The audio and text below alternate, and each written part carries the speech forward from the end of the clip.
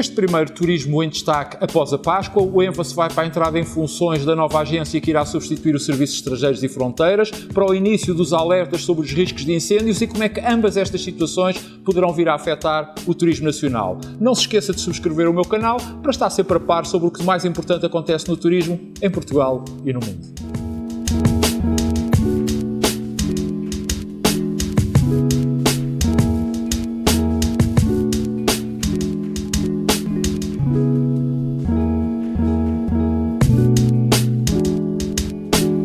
Antes de falar sobre as perspectivas de incêndios em Portugal, sobretudo em Portugal continental para o próximo verão, quero aqui deixar duas notas. A primeira, para referir que este tem sido um tema recorrentemente por mim aqui abordado no Turismo em Destaque, particularmente ano após ano durante a época alta do turismo, que, como se sabe, coincide com o verão, o que atesta na plenitude o pouco que tem sido feito para o debelar. E a segunda nota para dizer que nós só nos apercebemos da sua importância e da sua gravidade quando as temperaturas começam a subir, ou seja, quando não há muito que possa ser feito para tentar, de alguma forma, prevenir aquilo que acaba por ser o inevitável, parecendo até que durante o resto do ano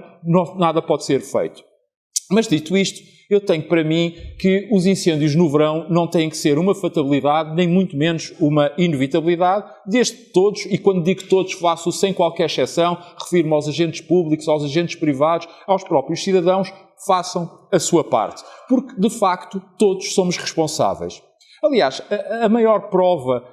que são os nossos comportamentos deficientes e até alguma incúria a principal causa deste flagelo é que, por exemplo, nos 2 anos mais agressivos da pandemia, em 2020 e em 2021, o número de fogos diminuiu drasticamente, exatamente porque as nossas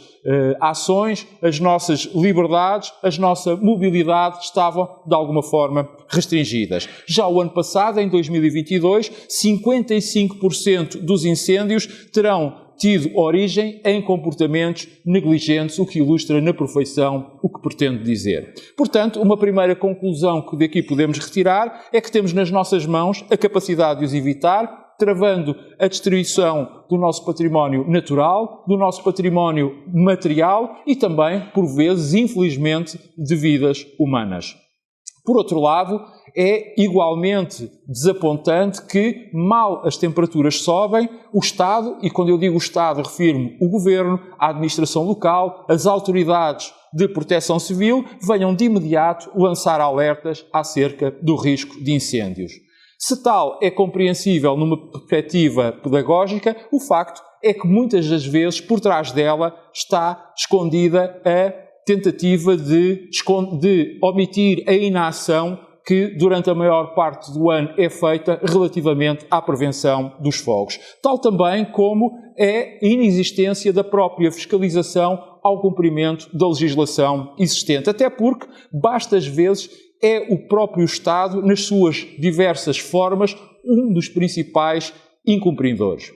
Mas o grande problema que se coloca é que a frequência, ou se quisermos, a periodicidade destas tragédias, que como vimos acabam infelizmente por ser anuais, acaba por passar para fora, acaba por influenciar quem pensa vir a viajar para Portugal, passando a ideia de que o melhor é evitar vir para cá no verão, porque nessa altura está o país inteiro a arder, logo o mais sensato é procurar outras paragens onde se possa gozar umas férias bem mais tranquilas e bem mais seguras.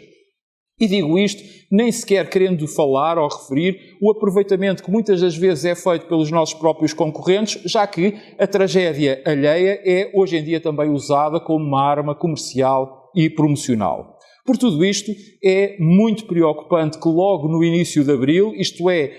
logo quando as temperaturas nos começam a dar aquele primeiro cheirinho a verão, assistirmos com que uma espécie de saída de um estado de hibernação por parte das autoridades, começando-nos a preparar para o pior, que é, simultaneamente, o sinónimo do nosso regresso à triste normalidade, ou se quisermos, à época dos fogos. Por uma vez, seria, em minha opinião, bom que, em vez disso, nos fosse dito, fosse divulgado e até publicitado, tanto interna como internacionalmente, o que é que tem sido feito para que o ano corrente fosse diferente. Não que seja possível impedir acidentes, porque há fenómenos que obviamente nós não controlamos, mas, apesar de tudo, era importante sublinhar-se o extenso trabalho que podia ou deveria ter sido feito ao nível da prevenção dos fogos durante, ou se quisermos, ao longo do resto do ano. Enquanto assim não for, enquanto assim não procedermos, continuaremos debaixo do jugo da famosa lei de Murphy, ou seja, qualquer coisa que possa correr mal, ocorrerá mal no pior momento possível. E isso é algo com que não nos devíamos conformar.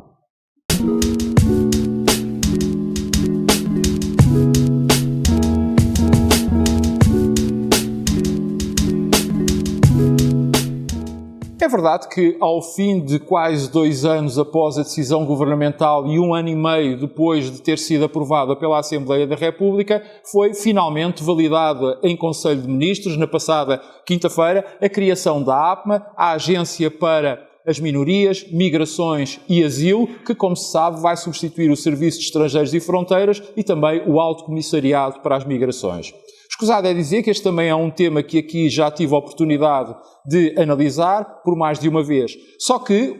a questão que está colocada pretende saber é se esta foi a melhor altura para aprovar, criar e pôr em funcionamento esta nova entidade. E por aí direi que mais vale tarde do que nunca, na perspectiva de ser algo que já estava há muito tempo decidido. As reservas acerca do funcionamento e da eficácia no cumprimento da missão desta nova entidade já aqui tive a oportunidade de as colocar, razão pela qual só me irei deter no processo de transição, o qual terá, segundo aquilo que nos informa o Governo, a duração de 6 meses.